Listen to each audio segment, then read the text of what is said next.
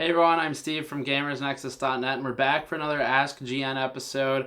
Lots of good questions this week. They get better every week, and I really do mean that they're getting very good.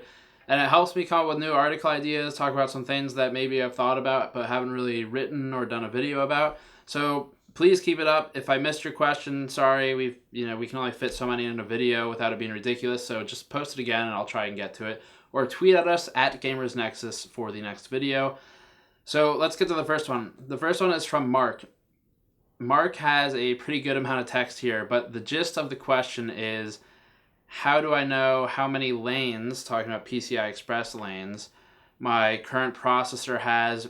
How does it allocate those lanes, which would be referring to probably the chipset.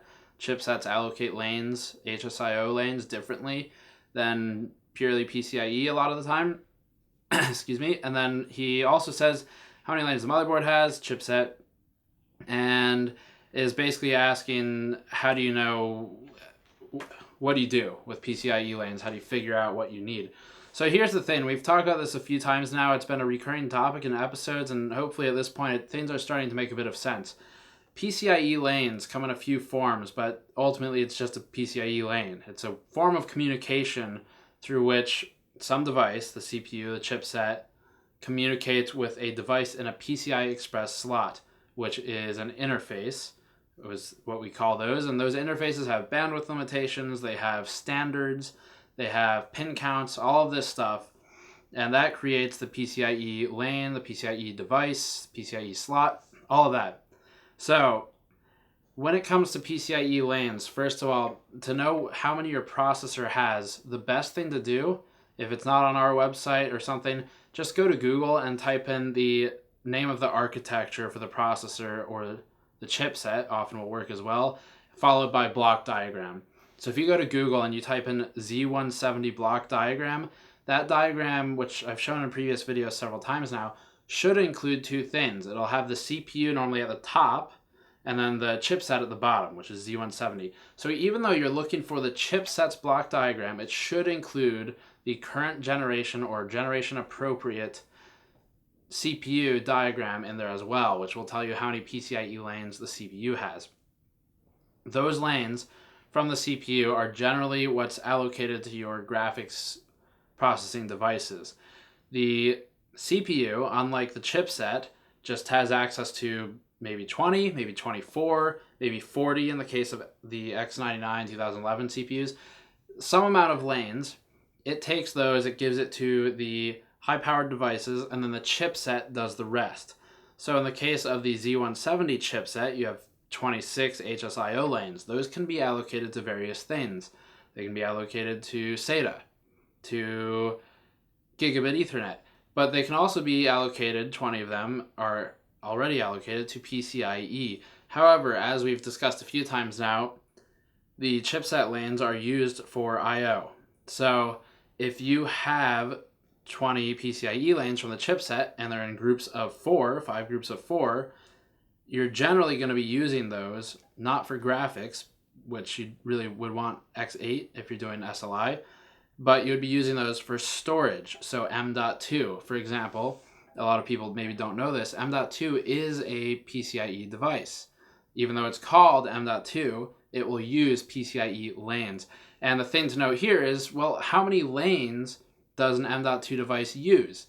And generally, the safe assumption is 4 lanes, but some of them are a bit slower or older, and they will use 2 lanes. You can assign them more, not that you assign them, but the chipset can assign them more, but it doesn't mean it'll go faster. And this is true for basically any device on any interface, just like SATA drives back in the day, before SSDs were really a thing. If you had a SATA hard drive, it really didn't matter if you had it on SATA 2 or SATA 3, because it was generally, other than maybe some bursted increments, it was generally not the interface that throttled you, but the device. That's true here as well. So that stated, generally the items to look for would be, look up the block diagram for the chipset or the CPU. That tells you how many lanes are available. Figure out what you're building. Is it multi-GPU? Is it more than 2 GPUs? If it is, you need to be very careful in your processor selection to make sure that that processor will support an adequate lane configuration.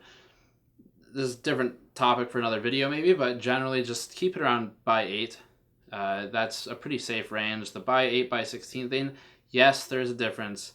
It's very small, and the performance gain from just having another GPU is going to sort of make that difference irrelevant.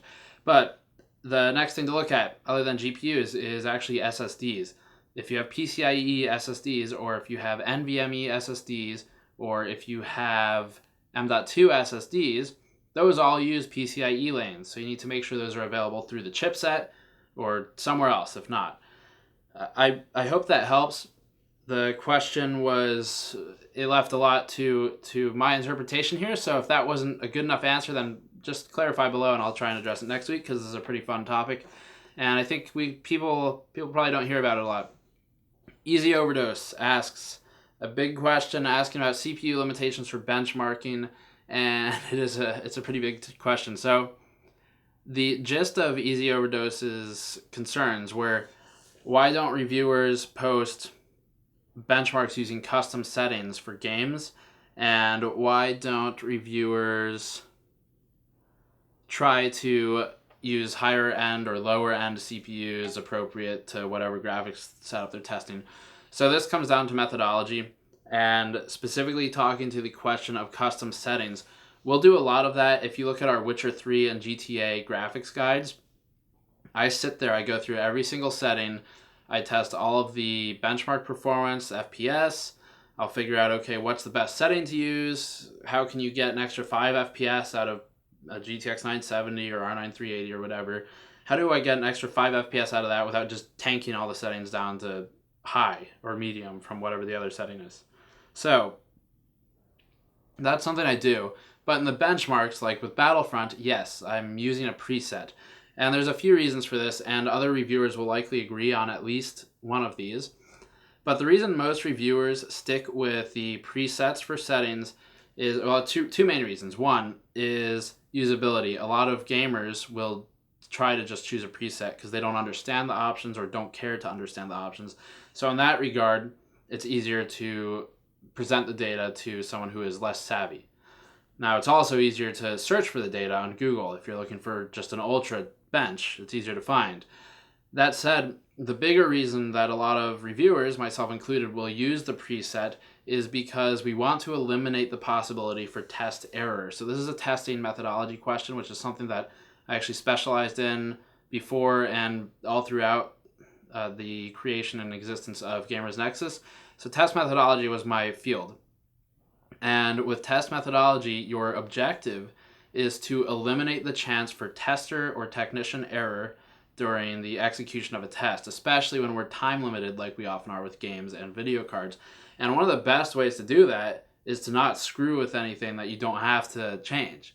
So you want to use presets because maybe I have Patrick Stone, one of our editors, maybe I have him come in and run 4 tests on video cards for Battlefront for me. In that scenario, I need to be able to tell him, just set it to ultra, then set it to high, and then run the tests. The minute I start changing settings is a chance for him to miss that setting, or a chance for me to screw up as the night drones on and miss the setting. So it's a testing methodology issue where you don't want to inadvertently introduce test error. And generally, at least at our website, we will always catch test error when it comes to settings, if there is any. But maybe some sites don't have the amount of eyes on a benchmark before publishing it. In that instance, you really don't want to mess something up inadvertently, because it'll skew all the data and you won't find out until it's published. So that's why that happens. There's other reasons too, but one of the main ones, Battlefront, for instance, we published a benchmark on that.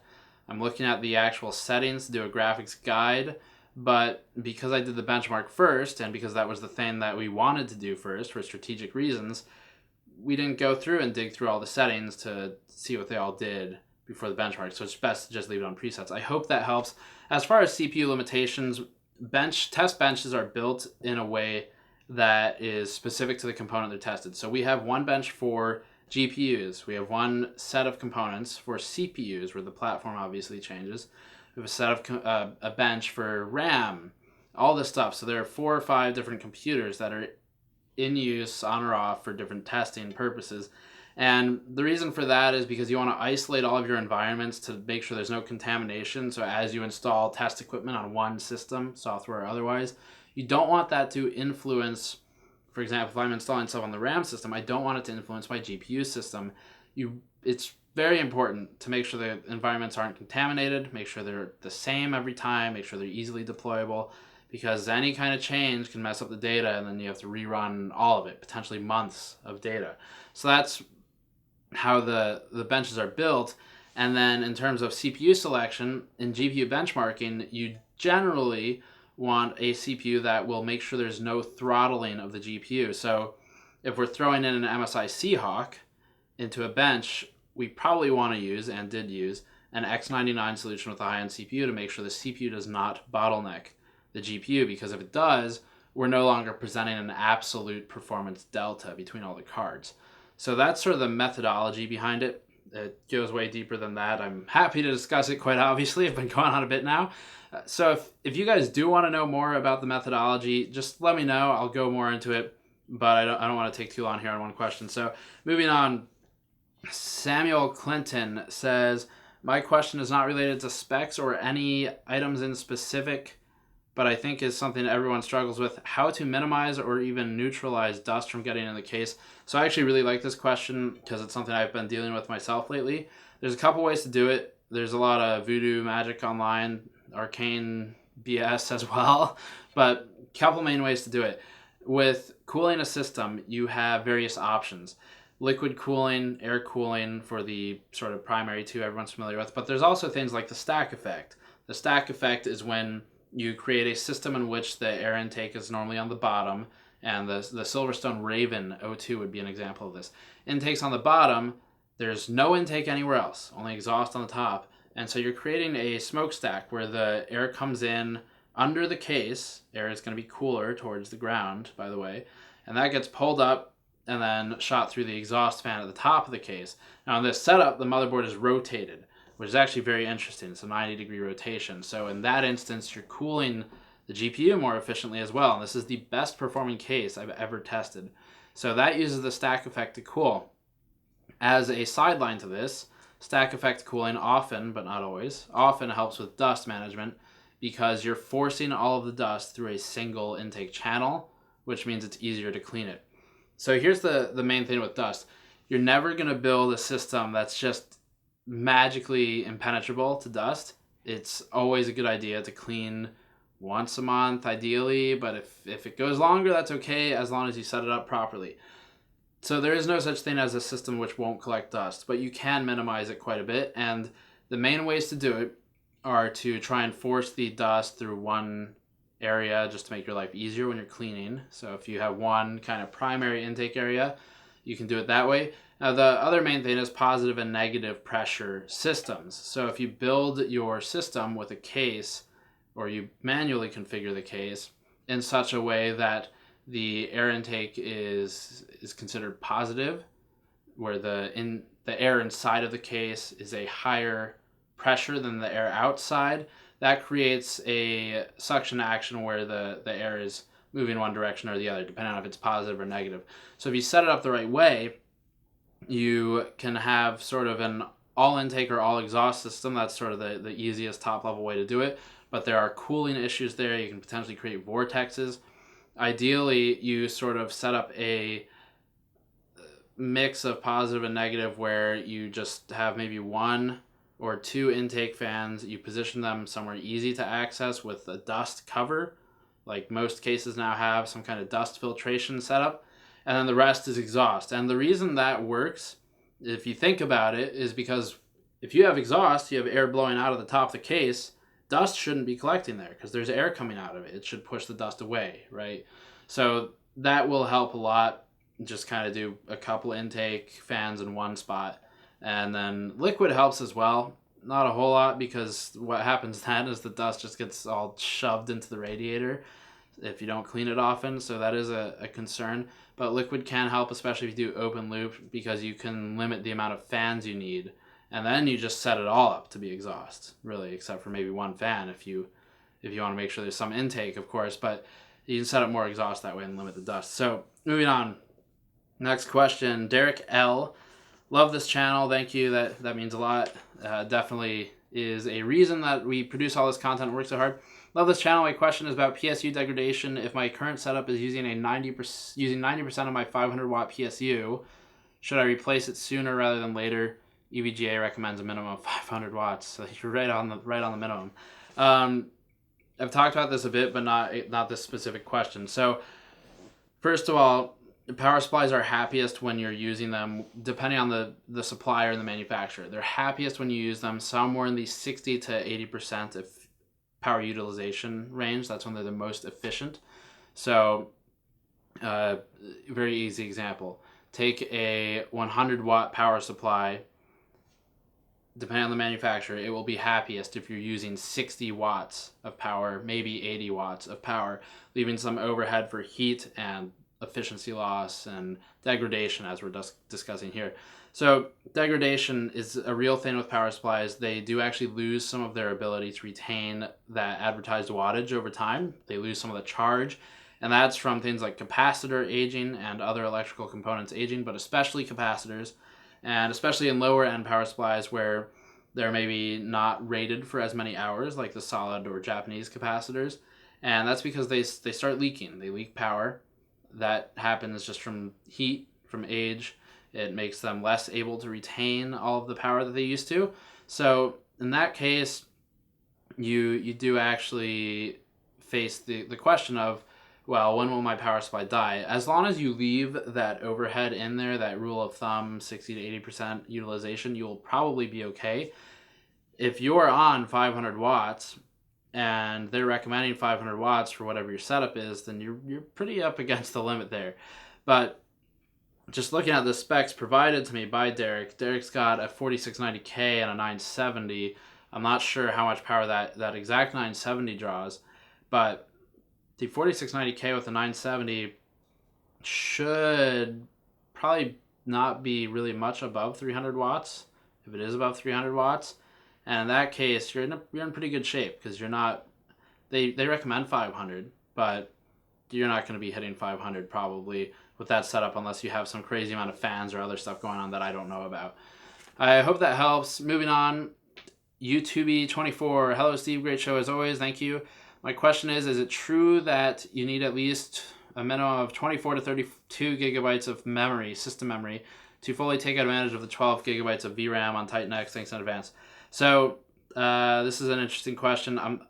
If you could let me know where you read that would be really helpful. I'm not too active in the workstation community, so maybe it was there. But it depends on what you're doing. If you're gaming, you're not going to use that VRAM anyway. But the system memory will not be limiting you in gaming. What they might be talking about some sort of virtual memory type thing, or maybe they're talking about a workstation application where the workstation will just bottleneck if you don't have that amount of system RAM. Because, for example, Adobe Premiere eats all the system RAM that you throw at it. We have 32 gigabytes in one of our render rigs, 64 in another. All of that RAM gets used when we're rendering videos with post-processing effects. The video does not come out looking like this from the camera. We have to do color correction, audio correction, stuff like that. That takes memory.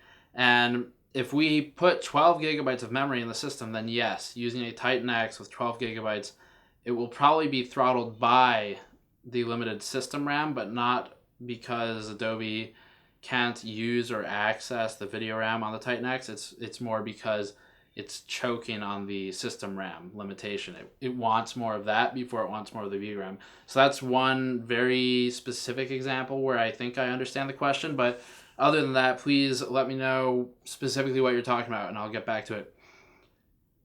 So Hugs a Lot was the last real question. Hugs a Lot says, I asked this last week, Skylake isn't ideal for two-way SLI Crossfire due to its 20-lane PCIe limitations, right? So forcing two cards at 8x isn't significant loss on performance, but then again, if you can't measure the difference on Skylake anyway, is it at all possible for a PCIe video card to use by 16 off the CPU and then PCIe, another PCIe card by 16 off the Z170 chipset? So the answer to that is no. The Z170 chipset supplies its 20 PCIe lanes in groups of 4, as I've said. So groups of 4, which means 5 sets of 4, 20. And because they're in groups of 4, you can't mix and match them. It doesn't work that way.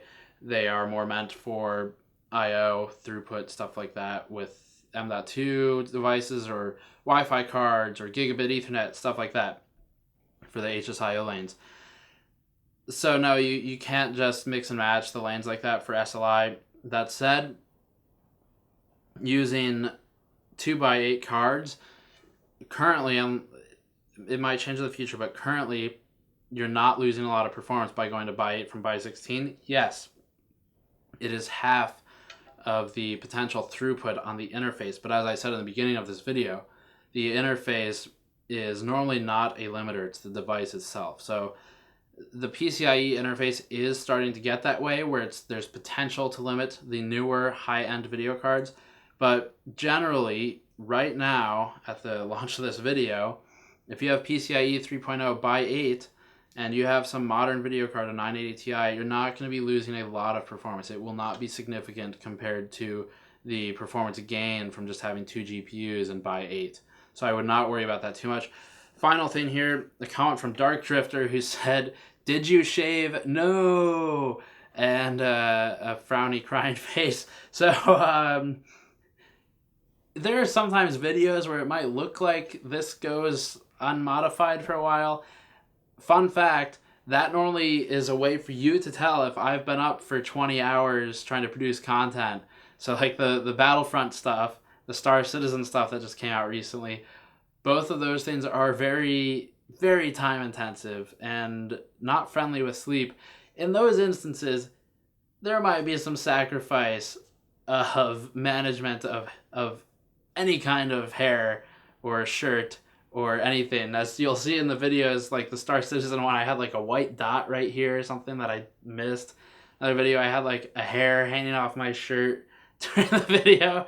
So that's normally indicative of how long I've been up producing content. But that is all for this time. Thanks for watching, guys. Please leave more questions, comments in the video. In this video, I'll check this one first. And as always, hit that Patreon link if you like this coverage. Anything helps. As always, big thanks to those of you who have backed us. But I do want to make clear, again, the best thing you can do is just watch, subscribe, hopefully learn something. That's the goal of the channel. And tell people about it. Post it on social media or whatever. Because that's really the biggest way to spread the word about the channel and help us grow it. Patreon's great, but I don't need direct money. I really just want the content to get out there, because I feel like working with the audience, with you guys, we're starting to produce some really cool stuff, and it's more time intensive, but it's also really rewarding to do. So help me share it, and thanks for watching. I'll see you all next time.